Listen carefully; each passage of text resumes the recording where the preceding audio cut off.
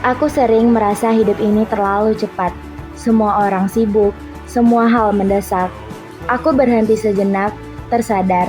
Ternyata cukup satu halaman saja untuk mengubah segalanya. Pagi guys.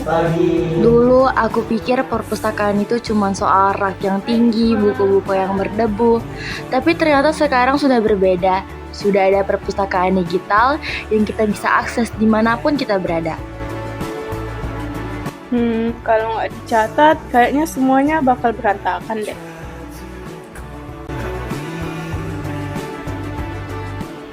Literasi itu bukan hanya soal rak penuh buku di perpustakaan.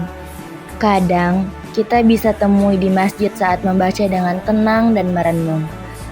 Di tengah keheningan yang memberikan kedamaian. Terkadang, literasi juga muncul saat kita lagi ngumpul sama teman-teman, berbagi cerita, atau ngobrol ringan tentang hal-hal yang menginspirasi. Karena literasi nggak hanya tentang membaca, tapi juga tentang bagaimana kita menyerap dan menyebarkan ilmu, bagaimana kita membuka pikiran dan memahami dunia. Mungkin literasi itu bisa jadi bagian dari hidup kita, asalkan kita tahu cara menemukannya. Aku belajar dari satu halaman, bahwa literasi bisa terasa akrab, gak harus selalu sunyi dan serius. Sambil ngopi, buka buku, tukar cerita, dan kadang malah saling goda. Marsha yang sering baca novel yang bikin dia senyum-senyum sendiri. Saya yang suka bijak ngutip paragraf. Padahal kita semua itu tahu kalau dia cuma baca halaman pertama doang. Radit paling seneng lempar pertanyaan aneh yang bikin kita mikir.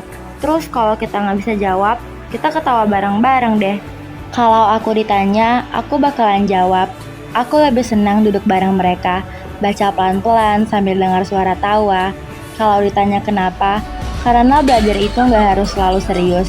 Kadang lewat canda dan kopi, pengetahuan bisa terasa lebih dekat.